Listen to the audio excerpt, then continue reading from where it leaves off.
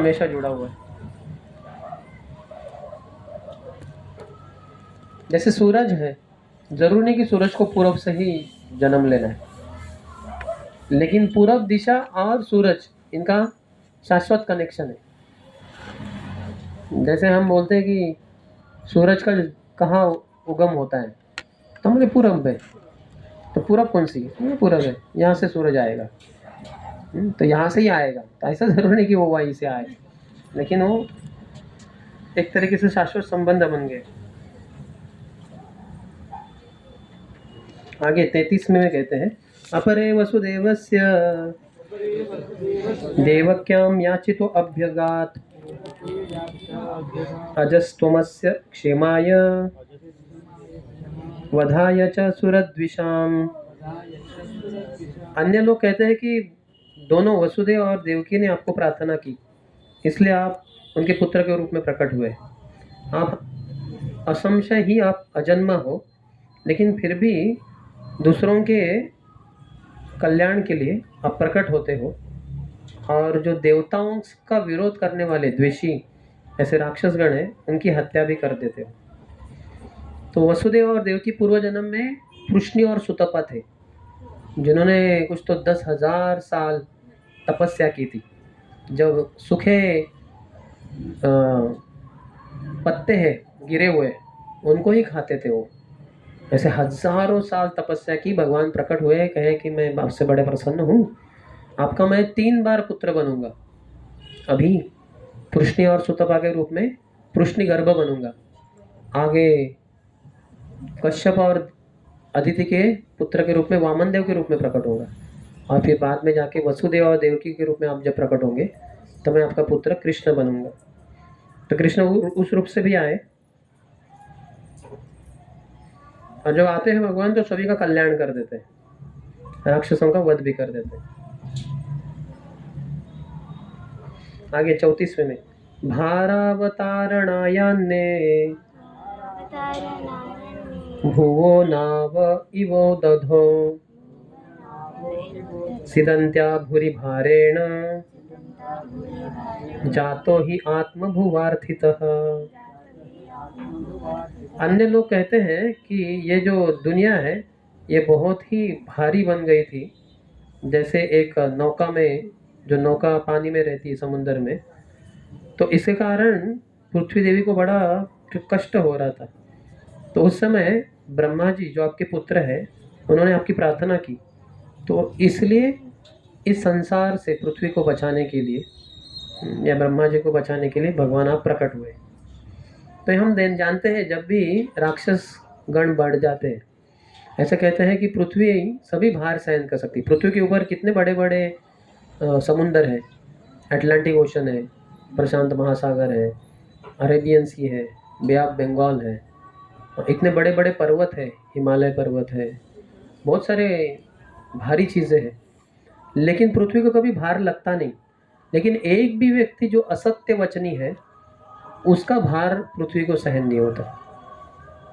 यहाँ तो देखते हैं कि इतने बड़े बड़े राक्षस, कंस हो, हिरण्याक्ष, हिरण्यकश्यपु हो, रावण, कुंभकर्ण हो, दंतवक्र इत्यादि, तो इनके कारण तो इतना पृथ्वी को कष्ट होने लग गया। तो वो गाय का रूप लेकर ब्रह्मलोक जाती है ब्रह्मा जी के पास, बोले बचाइए, त्राही त्राही, रक्षा कीजिए स्वामी। तो फिर ब्रह्मा जी, क्योंकि सृष्टि के कर्ता है, उनका कर्तव्य बनता है, तो देवताओं को लेकर जाते हैं क्षीर सागर, इसी ब्रह्मांड में है, गर्भोदक सागर के ऊपर है, वहाँ लेके जाते हैं, और सभी देवी देवता भगवान को पुरुष सूक्त प्रार्थनाएं अर्पण करते हैं। उससे प्रसन्न होकर भगवान ब्रह्मा जी के हृदय में संदेशा दे देते हैं कि हाँ, मुझे पता है ये कम से बड़ा जालिम राक्षस बहुत अत्याचार कर रहा है, ब्राह्मणों की हत्या कर रहा है, गायों की हत्या कर रहा है, गाँवों को आग लगा रहा है, घरों को आग लगा रहा है। तो बहुत जल्दी मैं प्रकट होऊंगा यदुकुल में वसुदेव देवकी के पुत्र के रूप में, और मुझे देवताओं की मदद लगेगी। तो बता दो सब देवताओं को, हे ब्रह्मा जी, कि वो भी यदुकुल में, सात्वत कुल में, अंधक कुल में प्रकट हो जाए।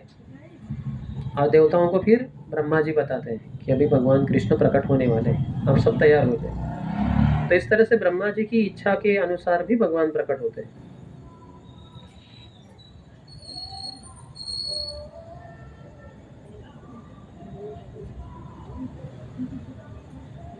तो ब्रह्मा जी का गुणगान करते प्रभुपाद। ब्रह्मा जी का जन्म भगवान की नाभि से होता है। जैसे हम जब जन्म लेते हैं तो फिर भी माता के साथ हमारा संबंध नाल से जुड़ा रहता है। तो जात कर्म संस्कार में पहले उसको काट देते हैं, तो फिर हम माँ से अलग हो जाते हैं।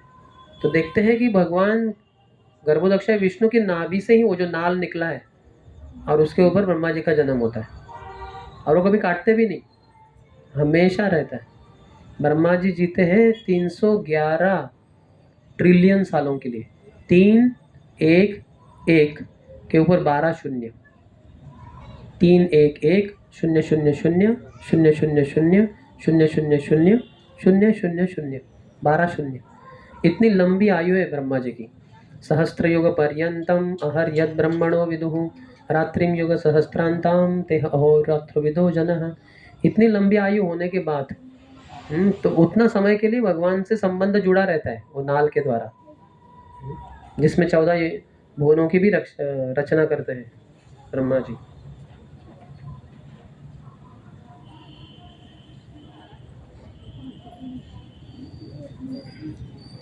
तो क्योंकि ब्रह्मा जी भगवान को प्रार्थना किए इसलिए भी भगवान प्रकट हुए।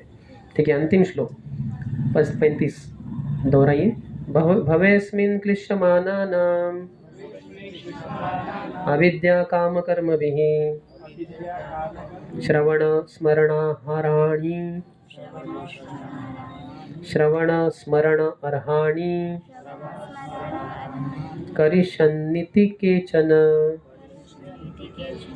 और अन्य लोग कहते हैं कि आप प्रकट होते हो भक्ति की क्रियाओं को पुनर्जागृत करने के लिए, जैसे श्रवणम, स्मरणम, पूजा, जिससे कि बद्ध जीवात्मा जो इस संसार में त्रिताप को सहन कर रहे होते हैं इसका लाभ उठाए और मुक्ति को प्राप्त करें। भगवान के प्राकट्य के अलग अलग कारण बता रहे हैं क्यों प्रकट होते हैं। ब्रह्मा जी ने प्रार्थना की इसलिए, युधिष्ठिर महाराज ने प्रार्थना की, या यदु ने प्रार्थना की, या वसुदेव देवकी ने आपको पुत्र के रूप में चाहा था। तो आगे कह रही है भक्ति की प्रक्रिया को पुनर्जागृत